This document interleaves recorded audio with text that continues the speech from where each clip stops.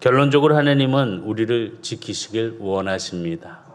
한 사람도 낙오되지 않고 한 사람도 버려두지 아니하시고 우리를 모두 지켜주십니다. 지금 하나님께서는 모세를 불러 아론과 그의 아들들에게 이스라엘 백성을 축복하는 법을 가르쳐주고 계십니다. 축복하는 것, 우리의 삶 속에서 얼마나 많이 그런 축복의 언어를 가지고 자녀들에게 또한 이웃들에게 사용하고 계시나요? 혹여라도 내 언어는 부정적인 것보다 많이 일어나고 있지는 않는지, 긍정보다는, 또한 아름다움보다는, 또한 사랑의 말보다는 더욱더 남을 힘들게 하고 아프게 하고 괴롭게 하고 있지는 않는지, 오늘 말씀을 함께 나누면서 정말 그 하나님의 복을 통하여 주시는 그 모든 것들, 특별히 우리의 입술을 통해서 나타나는 하나님의 복을 깨닫고 하나님의 그 크신 사랑이 함께 할 수 있는 우리 성도들, 꼭 하나님이 나를 지켜주신다는 은혜를 알기를 주의 이름으로 부탁을 드리겠습니다. 하나님의 복은 무엇보다도 하나님의 생명을 의미합니다. 생명은 다른 것이 아니라 능력의 원천입니다. 그렇기 때문에 생명이 충만하다는 것은 힘이 충만하다는 것이고 또한 에너지가 충만하다는 것입니다. 생명이 없는 사람들은 힘이 쫙 빠져 있습니다. 매사에 모든 것이 짜증이 나고 모든 것이 지겹고 모든 것이 지루합니다. 그러나 생명이 넘치는 자는 힘이 충만하여서 발걸음부터 힘있게 앞으로 내딛고 말하는 것도 즐거움으로 힘있게 말을 합니다. 어떻게 보면은 정말 에너지가 넘치는 사람으로 볼 수 있습니다. 혹시 우리 성도님들은 걸어 다닐 때 어떻게 걸어 다니시나요? 땅만 보고 가시나요? 아니면 앞을 바라보고 가시나요? 아니면 조금 위를 바라보고 가시나요? 요즘 길거리 가다 보면은 많은 사람들이 땅을 보고 가는 사람들이 참 많이 있습니다. 그 땅을 보러 온 그 고개를 볼 때마다 얼마나 많은 문제가 짓누르고 있는지, 그 문제의 고통 때문에 괴로워하고 있는지를 보게 됩니다. 오늘 이 시간에 하나님이 나를 지켜주신다는 그 확신을 가지고 땅을 바라보는 하나님의 자녀가 아니라 하나님을 바라볼 수 있도록 고개를 들고 힘있게 앞으로 전진해 갈 수 있는 우리 성도들이 다 되시기를 주의로 축복합니다. 모세는 하나님은 너를 지키시길 원하며 라고 복을 빌어주고 있습니다. 다시 얘기하면 하나님 복 가운데 중요한 것은 지켜주시는 복이라는 겁니다. 보호해 주시는 복. 이 복을 통해서 우리는 깨달아야 됩니다. 2022년도 정말 코로나를 통하여서 많은 것들의 제약과 또 어려움, 경제적인 것들, 또 삶에 있어서의 그런 움직이지 못하는 그런 제한적인 그런 모습 속에 우리는 많은 것을 잃었다고 생각을 합니다. 그러나 오늘의 말씀 안에서 하나님의 음성을 듣는 성도들에게 지금도 지켜주시는 그 하나님에게 나에게 축복을 주시는구나 라는 것을 깨달음을 통하여서 더 힘을 바라볼 수 있는 성도로서 생명의 힘을 넘쳐가며 충만할 수 있는 우리 성도들이 다 되기를 주의로 축복합니다. 야곱이 라반의 집에 가는 길에 하나님의 복을 받았습니다. 그는 도망쳤습니다. 형의 그런 노한 모습을 통해서 자기가 언제 형에게 잡혀서 죽을지 모르는 그런 괴로움과 고통을 통하여서 야곱은 삼촌 라반의 집으로 도망가했습니다. 근데 도망가는 중에 하나님 앞에 복을 받습니다. 하나님의 복을 받았는데 무슨 복을 받았냐? 다른 것이 아니었습니다. 하나님이 지켜주시는 복이었다는 겁니다.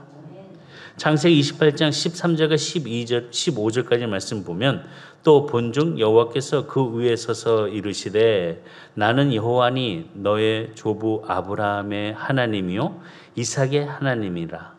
내가 누워 있는 땅을 내가 너와 내 자손에게 주리니 내 자손이 땅의 티끌같이 되어 내가 서쪽과 동쪽과 북쪽과 남쪽으로 퍼져갈지며 땅의 모든 족속이 너와 내 자손으로 말미암아 복을 받으리라. 도망치는 그 발걸음 속에 하나님의 음성은 너는 복을 받을 것이다 라고 말씀합니다. 그 15절에 보면은 어떤 복을 구체적으로 주시냐? 내가 너와 함께 있어 내가 어디로 가든지 너를 지키며 너를 이끌어 이 땅으로 돌아오게 할지라. 내가 내게 허락한 것을 다 이루기까지 너를 떠나지 아니하리라 하신지라. 이 말씀 깊이 우리 성도들이 묵상함을 통해서 그렇지, 하나님은 나와 함께 해주시지, 그리고 나를 지켜주시지, 또 내가 할 수 있는 일들을 허락해 주시면서 나를 결코 떠나지 아니하시는 그 하나님의 은혜의 축복을 알기를 주의 이름으로 부탁을 드리겠습니다. 하나님은 야곱에게 아브라함, 그의 아버지에게 주셨던 복을 또한 그를 위하여 지키기 위한 복을 함께 주셨습니다. 그리고 그와 함께 약속을 하셨습니다. 무엇보다도 하나님은 그를 의지하는 사람들에게 복을 주신다는 것입니다. 의지하는 사람과 함께하고 있다는 것입니다. 결코 떠나지 아니하고 결코 버리지 않고 보호해 주신다는 것입니다. 이스라엘 백성들은 그들을 지켜주신 하나님의 은혜를 찬송한 것을 볼 수 있습니다. 시편에 보면은 121편 5절과 7절에 보면 여호와는 너를 지키시는 이시라. 여호와께서 내 오른쪽에서 내 그늘이 되시나니 낮의 해가 너를 상하게 하지 아니하며 밤의 달도 너를 해치지 아니하리로다. 여호와께서 너를 지켜 모든 환난을 면하게 하시며 또 내 영혼을 지키시리로다. 이처럼 이스라엘 백성들은 자신들을 지켜주신 하나님을 찬송하고 있습니다. 지켜주시는 복을 받았기 때문에 우리 또한 하나님께서 지켜주시는 복이 임하고 있습니다. 그러니 우리의 입술을 통해서, 우리의 모습을 통해서 하나님을 찬양하는 은혜가 있기를 주의로 축복합니다. 또한 하나님은 이사야를 통해서 우리를 창조하신 분이 하나님이시고 또 구속하신 분이 하나님이시라는 것을 증거하고 있습니다. 또한 창조하시고 구속하신 하나님이 우리와 함께 하시고 우리를 지켜주실 것이라고 말씀으로 증거하고 있습니다. 이사야 43장 1절과 2절에 보면 야곱아 너를 창조하신 여호와께서 지금 말씀하시느니라. 이스라엘아 너를 지으신 이가 말씀하시느니라. 너는 두려워하지 말라. 내가 너를 구속하였고 내가 너를 지명하여 불렀나니 너는 내 것이라. 내가 내 물로 가운데로 지날 때에 내가 너와 함께 할 것이라. 강을 건널 때에 물이 너를 침몰하지 못할 것이며 내가 불 가운데로 지날 때에 타지도 아니할 것이요 불꽃이 너를 사르지도 못하리니. 이처럼 이사야 선지자는 이스라엘 백성들에게 하나님이 함께해 주시고 지켜주시는 은혜의 축복을 선포하고 있다는 것입니다. 오늘의 말씀을 통해서 우리가 깨달아야 됩니다. 하나님은 나를 지켜주시고 우리에게 복을 주시는 전능하신 하나님이시라는 사실을 우리는 기억해야 된다는 것입니다. 알아야 된다는 것입니다. 말씀을 통해서 우리가 알고 그 삶 속에서 모든 두려움과 고통과 좌절과 외로움 다 떨쳐버리시고 주님이 나와 함께해 주심에 지켜주신 은혜가 무엇인지를 알고 마음의 평안과 아름다운 꽃의 향기가 얼굴에서 피어나도록 바라볼 수 있는 우리 성도가 되시기를 주의를 축복합니다. 그러면 그런 복이 임하는 가정에 어떠한 것을 통하여 주시냐? 바로 하나님의 얼굴을 통하여서 복을 주신다는 것입니다. 얼굴을 통하여서. 이 얼굴이라는 단어를 성경 말씀을 보았을 때 이 얼굴이라는 게 참 그 사람의 인격과 성격 또 그 사람을 보았을 때 마음의 평안함과 또 마음의 불편함 이렇게 나눠질 수 있구나 라는 것을 깨닫게 됩니다. 우리 성도님은 어떠십니까? 옆에 분을 바라보시면 어떤 마음이 드십니까? 편안하십니까? 사랑하십니까? 뭔가 은혜로우십니까? 아니면 왜 내 옆에 있지? 이런 생각을 하고 계십니까? 어떠십니까? 예, 다들 은혜로우시죠?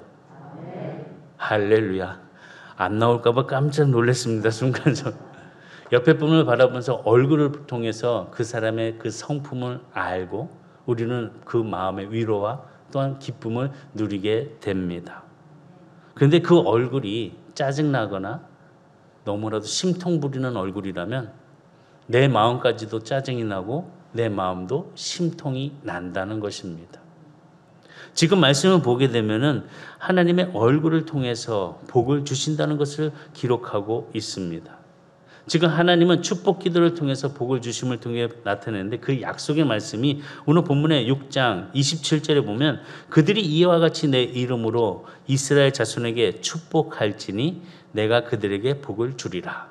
축복할지니 그들에게 복을 준다고 말씀하고 있습니다. 다른 것이 아니었습니다. 축복의 언어를 통해서 복을 주고 있다는 것입니다.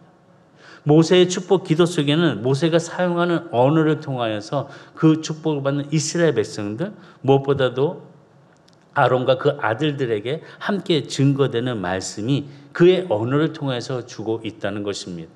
어떠한 언어, 어떤 복을 부어주는가는 바로 그 언어를 통해서 준다는 것입니다. 그것이 바로 그의 하나님의 얼굴을 통하여서 주신 그 은혜를 받아 누림을 통해서 입술의 열매가 된다는 것입니다. 오늘 본문의 말씀 보게 되면 이 축복해 주는 그 언어를 통해 보는데 이 짧은 본문의 말씀 민수기 6장 24절과 26절까지 말씀 보면은 축복 속에 하나님의 얼굴이 두 번이나 강조되고 있습니다. 민수기 6장 24절과 26절에 보면 여호와는 내게 복을 주시고 너를 지키시기를 원하며 여호와는 그의 얼굴을 내게 비추사 은혜 베푸시기를 원하며 여호와는 그 얼굴을 내게로 향하여 드사 평강 주시기를 원하노라 할지니라. 복을 주시는데 평강을 주시는데 무엇을 통하여? 얼굴을 통하여 주신다는 것입니다. 그러니까 얼굴이 중요하다는 것입니다. 하나님의 얼굴을 통하여서 빛을 비춰주시고 하나님의 얼굴을 통하여서 평강을 주신다는 것입니다. 다시 얘기하면 그 얼굴의 빛이 얼마나 소중하냐, 중요하냐라는 것을 말씀하고 있습니다. 하나님의 얼굴의 복을 통해서 복을 누린 우리 성도들이 함께 그 얼굴의 복으로 반사체가 되어서 함께 빛을 낼 수 있는 성도들이 다 되시기를 주의는 축복합니다. 그래서 하나님의 얼굴을 통해서 무엇을 주시냐? 빛을 비춰 주신다는 것입니다. 다시 한번 민수기 6장 25절에 보면은 여호와는 그의 얼굴을 내게 비추사 은혜 베푸시기를 원하며 얼굴을 내게 비춰 주신다는 것입니다. 얼굴에서 빛이 난다는 것입니다. 빛은 다른 것이 아닙니다. 어둠을 밝게 해줍니다. 빛을 통하여서 우리는 길을 볼 수가 있습니다. 또한 빛이 임하게 되면 보이지 아니하는 것들을 우리는 보면서 갈 수 있습니다. 또한 빛은 치유의 빛이 있습니다. 빛이 임하면 병을 치유받게 된다는 것입니다. 말라기 4장 2절에 보면 내 이름을 경외하는 너희에게는 공의로운 해가 떠올라서 치료하는 광선을 비추리니 너희가 나아서 외양간에서 나온 송아지같이 뛰리라. 치료하는 광선을 비추리니 하나님의 빛이 비춰주심을 통하여서 치료가 되고 회복이 되어서 외양간의 송아지가 나와서 뛰어노는 것처럼 건강해진다는 것입니다. 빛이 임하면 우리도 빛을 발할 수 있다는 것입니다. 우리들의 삶에 빛이 난다는 것입니다. 우린 스스로 빛을 만들어내는 발광체가 아니라 우리는 무엇보다도 하나님의 얼굴을 통하여서 그 빛을 받은 빛의 반사체라는 것입니다. 삶의 어두운 것은 바로 하나님 때문이 아니라 내가 그 빛을 받았음에도 불구하고 그 빛을 반사체로 다시 비추지 못하기 때문에 밝게 되지 못하기 때문에 그 문제는 우리의 문제라는 것입니다. 어찌 보면 우리는 그 빛을 등지고 있습니다. 외면하고 있습니다. 그렇게 살기 때문에 우리는 어둡습니다. 그리고 또한 답답합니다. 이제 더 이상 그 빛을 외면하지 마시고 하나님의 얼굴의 빛을 통하여서 그 밝은 빛이 우리의 삶 속에 발사체가 되어서 더욱더 빛나는 성도가 되기를 주의를 축복합니다. 그렇기 위해서는 우리는 무엇보다도 하나님을 늘 가까이 해야 합니다. 빛 대신 하나님을 늘 가까이 하는 것입니다. 바로 하나님은 광채의 힘을 우리에게 비춰주시기 때문에 그 힘을 갖고 우리는 더욱더 가까이 주님과 동행할 수 있는 발걸음으로 전진해가는 성도가 되어야 된다는 것입니다. 2022년 이제 한 달도 남지 않았습니다. 그동안에 걸어왔던 그 모든 것, 주님의 빛이 아니었다면 이제는 주님의 빛에 함께 생각하고 계획하고 동행할 수 있는 성도들이 다 되기를 주의로 축복합니다. 아이들의 눈을 보거나 또 사랑하는 사람의 눈을 보거나 주변의 사람들의 눈에 보면 눈빛을 통해서 빛이 반짝반짝 빛나는 것을 볼 수 있습니다. 그랬을 때, 야, 왜 이렇게 아름다워? 왜 이렇게 빛나니? 이야기를 합니다. 하다못해 고등어 생선을 고를 때도 눈빛을 바라보면서 생선을 고릅니다. 우리는 어떻습니까? 눈빛이 고등어의 눈빛처럼, 아니, 정말 밝은 빛이 바라는 태양처럼 빛나고 있습니까? 아니면 흐리멍텅한 눈빛을 가지고 있으십니까? 하나님의 얼굴을 통해서 이제는 밝아졌으면 좋겠습니다. 기뻤으면 좋겠습니다. 나는 복받는 자다. 하나님이 지켜주신다. 나와 함께 해주신다. 라는 그 확신을 가지고 밝은 빛을 발할 수 있는 반사체가 되시기를 주에는 축복합니다. 세 번째는 하나님은 그의 얼굴을 통해서 은혜를 베풀어 주신다는 것입니다.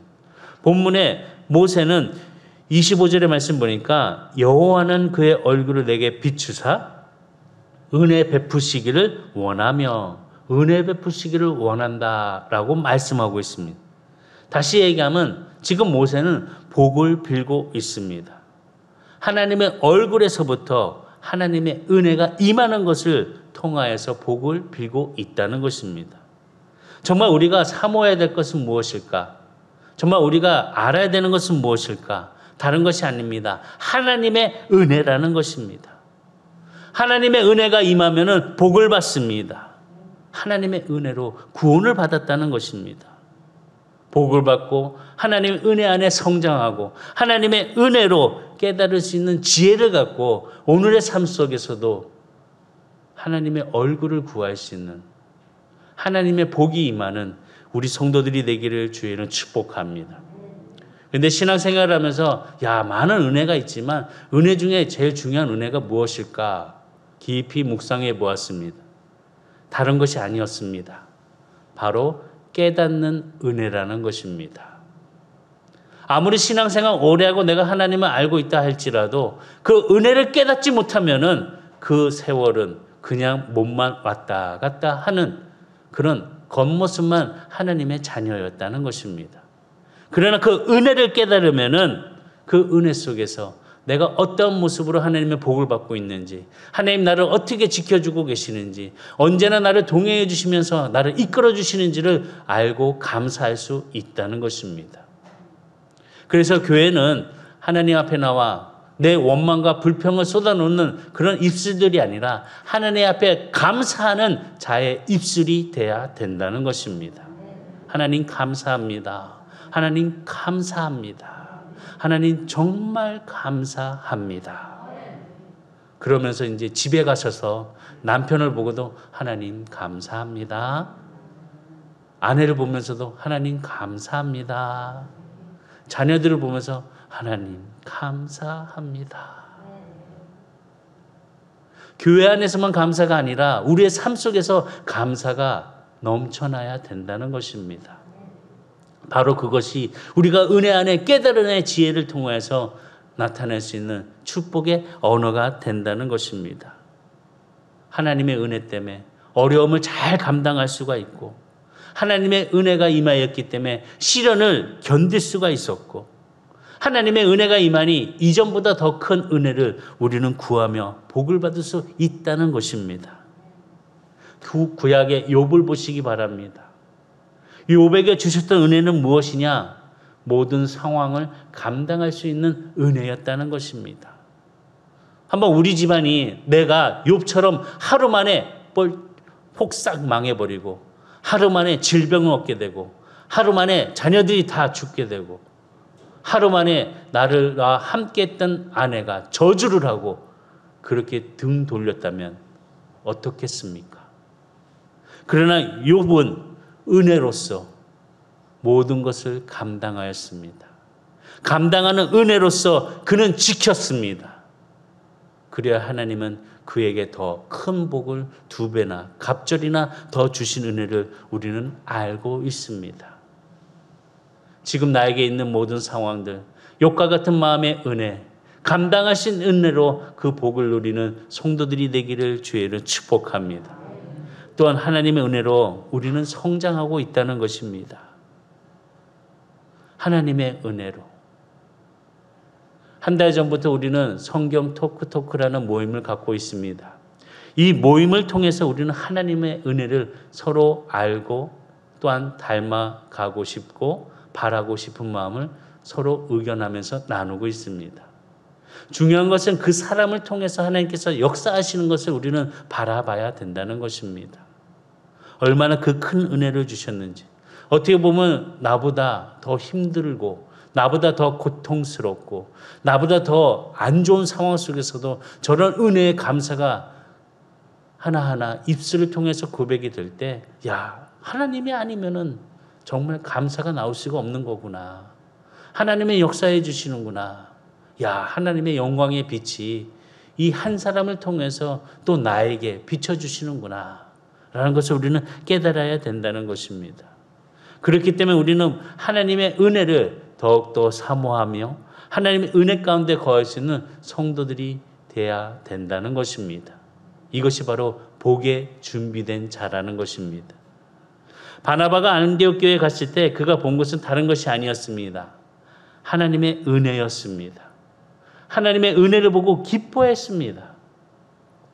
사도행전 11장 22절 23절을 보면 예루살렘 교회가 이 사람들의 소문을 듣고 바나바를 안디옥까지 보내니 그가 이르되 하나님의 은혜를 보고 기뻐하여 모든 사람에게 굳건한 마음으로 주와 함께 머물러 있으라 권하라. 바나바가 보고 즐거웠던 것은 다른 것이 아닌 하나님의 은혜를 보고 기뻐하였다는 것입니다. 하나님의 은혜. 우리 성도들의 가정이 하나님의 은혜로 채워지기를 바랍니다. 우리 선한교회가 하나님의 은혜로 성장하고 어려움을 이겨갈 수 있고 또한 이웃에 함께 나눌 수 있는 교회가 되기를 주의를 축복합니다. 바나바가 기뻐했던 것처럼 우리 성도들도 우리 선한교회를 또 이 지역사회의 복음을 앞장서기 위해 전하는 교회가 기뻐할 수 있는 마음으로 나아가는 하나님의 은혜를 사모하며 그 은혜가 풍성한 모습으로 새롭게 일어나기를 주의는 축복합니다. 바로 하나님의 충만한 은혜는 무엇보다도 예수 안에 있다는 것입니다. 예수가 내 안에 함께함을 통해서 하나님의 충만한 은혜가 우리가 누릴 수 있는 기쁨이 된다는 것입니다. 요한복음 1장 14절에 말씀이 육신이 되어 우리 가운데 거하심에 우리가 그의 영광을 보니 아버지의 독생자의 영광이여 은혜와 진리가 충만하더라. 말씀이 육신이 되어 우리 가운데 거하시니 말씀을 통해서 하나님의 은혜를 깨닫고 그 은혜 속에 우리의 삶의 발걸음이 충만하게 일어날 수 있는 우리 성도들이 다 되시기를 주의로 축복합니다. 이런 충만함 속에서 그 모든 것, 예수 안에 있는 것 알고 우리는 예수 앞에 나아가야 된다는 것입니다. 예수 앞에 나아 하나님의 받은 그 은혜를 찬송하는 것입니다.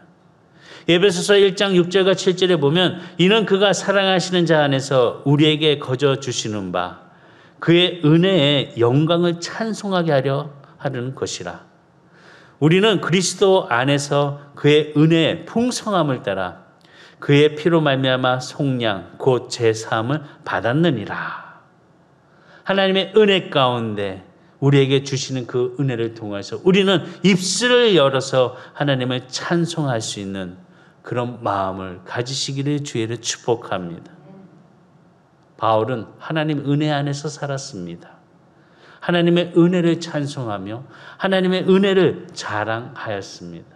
어떤 은혜를 자랑해야 했느냐? 약할 때 하나님의 은혜가 임한다는 것입니다. 고린도서 12장 9절에 보면 나에게 이르시기를 내 은혜가 내게 족하도다. 이는 내 능력이 약한 데서 온전하여짐이라 하신지라. 그러므로 도리어 크게 기뻐함으로 나의 여러 가지 약한 것들에 대하여 자랑하리니 이는 그리스도의 능력이 내게 머물게 하려 함이라.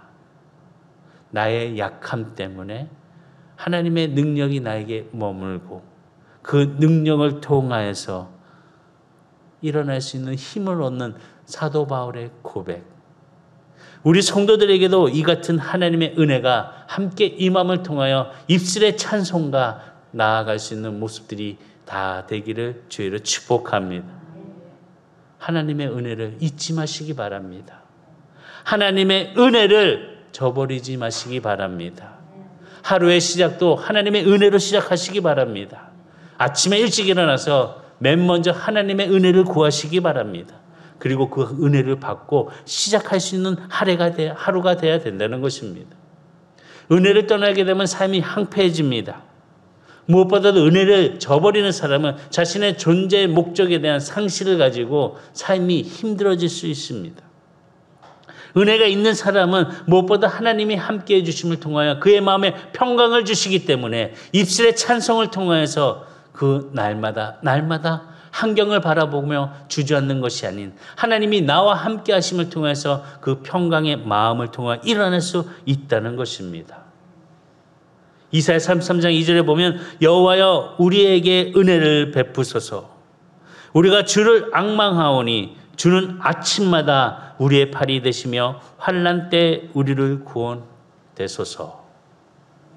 아침마다.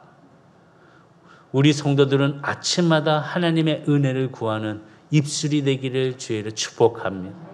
하나님의 얼굴을 바라보며 하나님의 얼굴을 구하며 은혜를 바라보시기를 바라겠습니다. 그러면 얼굴을 바라보며 은혜를 바랄 때 우리에게 무엇을 주시냐? 바로 평강을 주신다는 것입니다. 본문의 민수기 6장 26절에 보면 여호와는 그의 얼굴을 내게로 향하여 드사 평강 주시기를 원하노라. 평강을 주신다는 것입니다. 하나님의 얼굴을 우리에게 향할 때 우리는 평강을 누리게 된다는 것입니다. 하나님은 평강의 하나님이시며 예수님은 평강의 왕이라는 것을 우리는 잘 알고 있습니다. 찬양을 통하여서도 말씀을 통하여서도 평강의 왕이신 하나님을 바라보고 우리는 즐거움에 그 마음의 평안을 누린다는 것입니다. 예수님께서 우리에게 함께하여 십자가에 죽으시고 부활하신 예수님께서 제자들에게 찾아오셔서 하신 말씀 중에 그 제자들에게 주신 것이 무엇일까라고 보았더니 평강의 복을 주셨다는 것입니다. 평강의 복. 그것도 2번이나 주셨습니다. 제자들에게는 예수님을 쫓아가다가 정말 함께 동고동락하였는데 예수님 이제 돌아가셨으니 그의 마음들은 얼마나 낙심되어 있겠습니까? 얼마나 힘들어 했겠습니까? 그러나 예수님께서 부활하셔서 제자들에게 찾아오셔서 2번이나 말씀하시는데 그 말씀에 평강의 복을 주셨다는 것입니다. 요한복음 20장 19절과 21절의 말씀 보면 19절 이 날 곧 안식 후 첫날 저녁 때에 제자들이 유대인들을 두려워하여 모인 곳에 문들을 닫았더니 예수께서 오사 가운데 서서 이르시되 너희에게 평강이 있을지어다. 그리고 21절의 말씀 보면 예수께서 또 이르시되 너희에게 평강이 있을지어다. 아버지께서 나를 보내신 것 같이 나도 너희를 보내노라. 지금 예수님은 낙심하여 두려움에 떨고 있는 제자들에게 오셔서 2번 말씀하시면서 2번 복을 주시는데 그 복이 뭐냐? 평강이라는 것입니다. 평강의 복과 또한 주님이 함께 주시는 말씀이 있습니다. 그 다음 절에 22절의 말씀 보면 우리가 잘 알아야 됩니다. 22절 시작.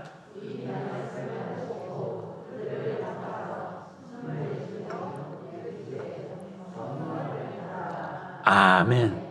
예수님께서 제자들에게 평강의 복을 2번 베풀어 주시면서 이제는 주시는 것이 무엇이냐? 성령을 받으라 라고 주셨다는 것입니다. 성령을 받으시기 바랍니다. 성령 안에 함께 그 평강의 복이 임한다는 것입니다. 구약시대에 나오는 가장 복 중의 복은 바로 평강이었습니다. 그래서 이스라엘 백성들은 만나면 인사를 합니다. 샬롬, 샬롬. 샬롬이란 뜻은 평강이라는 것입니다. 평강의 복. 문제가 없는 복이 아니라 문제 가운데서도 누리는 평강이라는 것입니다. 여기에 문제 없는 사람이 어디 있겠습니까? 다 있습니다. 크고 작고. 나도 모르는 문제가 너무나도 많이 있습니다. 그러나 그 문제 가운데서 평안에, 그 마음의 평안을 누릴 수 있는 것, 바로 하나님께서 우리에게 주시는 그 성령의 은혜로 우리는 평강을 누릴 수 있고, 또한 그 평강을 누림을 통해서 하나님을 의지하면서 나아갈 수 있다는 것입니다. 이사야 26장 3절에 보면 주께서 심지가 견고한 자를 평강하고 평강하도록 지키시리니 이는 그가 주를 신뢰함이다. 평강하도록 지키시고 평강하게 주신다는 것입니다. 하나님을 위하여 평강을 베풀어 주신다는 것입니다. 그래서 이사야 선지자는 평강을 베풀어 주시는 하나님을 증거하였습니다. 12절의 말씀 보면 이사야 26장 12절에 여호와여 주께서 우리를 위하여 평강을 베푸시리오니 주께서 우리의 모든 일도 우리를 위하여 이루심이이다. 주께서 평강을 베풀어 주신다는 것입니다. 평강을 누릴 수 있는 것 무엇입니까? 주님께 맡기는 겁니다. 주님께 맡길 때 평강을 누릴 수 있다는 것입니다. 하나님이 대신 우리를 위해 일하도록 맡기는 것입니다. 염려, 근심, 걱정 이제는 주님께 맡기시기를 바라겠습니다. 내가 할 수 없는 거 아무리 붙잡고 있어도 문제 해결되지 않습니다. 그럴 때 큰 하나의 방법은 하나님께 맡기는 것입니다. 우리 대신 문제를 해결해 줄 수 있도록 하나님께 맡기는 것입니다. 마음의 평강에 문제가 없는 것이 아니라 그 문제를 하나님께 맡김으로 평강을 누릴 수 있는 자가 돼야 된다는 것입니다. 맡기시기 바랍니다. 맡기시기 바랍니다. 믿음의 신뢰를 가지고 맡기시기를 주의로 축복합니다. 예를 들어서 우리 권사님이 옆에 있는 분에게 돈 1억을 맡겼습니다. 마음이 어떨까요? 그날 밤 잘 주무실 수 있을까요? 혹시 이 사람이 도망치진 않을까? 혹시 이 사람이 나 몰라라 하지 않을까? 그런 생각 들지 않을까요? 혹시 우리 성도들 중에 저에게 1억을 맡기실 분이 있으십니까? 저를 못 믿는군요. 그렇습니다. 아예 맡기시기 바랍니다. 옆에 있는 사람에게 저에게 맡기는 게 아니라 하나님께 맡기시기 바랍니다. 변치 아니하시는 하나님, 신뢰하시는 하나님, 그 하나님에게 맡김을 통하여서 마음의 평강을 누릴 수 있는 복을 가지시는 성도가 되기를 주의로 축복합니다. 그렇게 되면 서로 얼굴을 바라보면서 평강을 누릴 수 있다는 것입니다. 의심하지 않고 근심하지 않고 불안하지 않고 서로 얼굴을 바라보면서 평강을 누릴 수 있다는 것입니다. 저도 학창시절에 참 많이 들었을 것 같습니다. 쟤는 뭐가 되려고 그러나? 커서 뭐 되려고 그럴까? 그러나 믿음을 통하여 자녀들의 신뢰함을 통하여 평강을 누리는 부모를 볼 수 있습니다. 이제는 우리가 하나님의 얼굴을 바라보며 하나님의 얼굴 속의 평강을 얻음을 통해서 우리들의 신앙의 모습들이 어떤 환경 속에서도 초월할 수 있는 그 평강의 복을 함께 누리면서 그 마음에 평강을 뿌리를 내리고 평강을 열매를 맺을 수 있는 성도가 되시기를 주의로 축복합니다. 그러면 그 평강을 누릴 수 있는 방법은 또 무엇입니까? 다른 것 아닙니다. 하나님의 말씀을 경청하는 것입니다. 하나님의 말씀을 경청한다는 것은 다른 것이 아니라 순종한다는 것입니다. 서로의 약속을 지키는 것은 무엇입니까? 편안함이 있습니다. 그러나 그 약속을 어기면은 어떻게 됩니까? 불편합니다. 어떻게 할 줄 모릅니다. 내가 하는 일, 그 약속을 어기는 거 발견이 되었을 때 어떤 모습을 취합니까? 우리는 매번 이렇게 하나님 앞에 순종하지 못하고 경청하지 못하고 주님 죄송합니다. 죄송합니다. 하나님의 인도를 따르지 못하고 평강을 빼앗기는 것을 보게 됩니다. 우리는 무엇보다도 하나님의 말씀을 경청함을 통해서 평강이 내 안에 머무를 수 있는 성도로서 자세를 지켜야 됩니다. 이사야 48장 17절과 18절에 보면 너희의 구속자이시오 이스라엘의 거룩하신 이이신 여호와께서 이르시되 나는 내게 유익하도록 가르치고 너희를 마땅히 행할 길로 인도하는 내 하나님 여호와라. 18절 시작.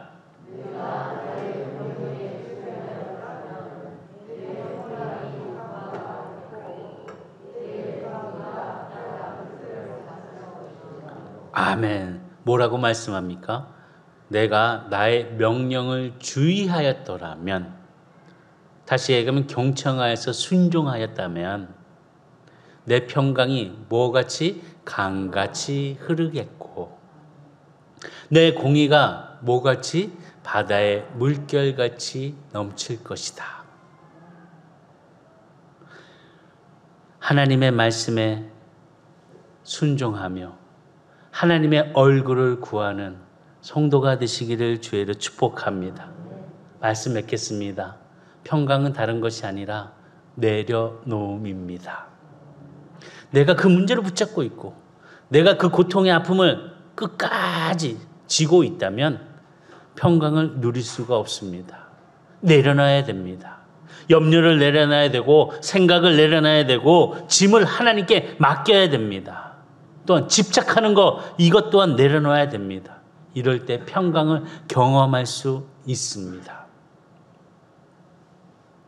사도 바울은 하나님의 얼굴에서 나오는 은혜의 평강의 복을 받고 누렸던 사도였습니다.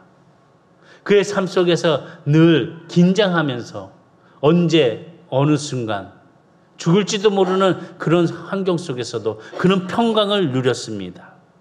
충만함으로 하나님의 얼굴을 구하면서 그는 아무도 뺏지 못하는 평강을 그는 소유하였습니다. 고난이 있다 할지라도. 그래서 사도 바울은 날마다 주님 앞에 얼굴을 배우면서 기쁨을 구하며 평강을 누리는 하나님의 복된 사람이었습니다. 그래서 그는 편지 쓸 때마다 은혜와 평강의 복을 빌어주었습니다. 에베소서 1장 2절 하나님이 우리 아버지와 주 예수 그리스도로부터 은혜와 평강이 너희에게 있을지어다. 바울은 편지를 쓰면서 꼭 이렇게 평강을 부했습니다. 말씀 맺겠습니다. 이 말씀을 읽으시면서 너희에게가 아니라 나에게 아니면 사랑하는 가족의 이름을 대고 크게 말씀을 읽겠습니다. 시작. 하나님 우리 아버지와 주 예수 그리스도로부터 은혜와 평강이 종경이에게 있을지어다. 아멘. 하나님의 말씀이 함께 임하기를 주의로 축복합니다. 하나님의 복은 우리를 보호해 주시고 지켜 주시고 함께 해 주시는 평강의 복이 임한다는 것을 기억하기를 바랍니다. 기도하시겠습니다.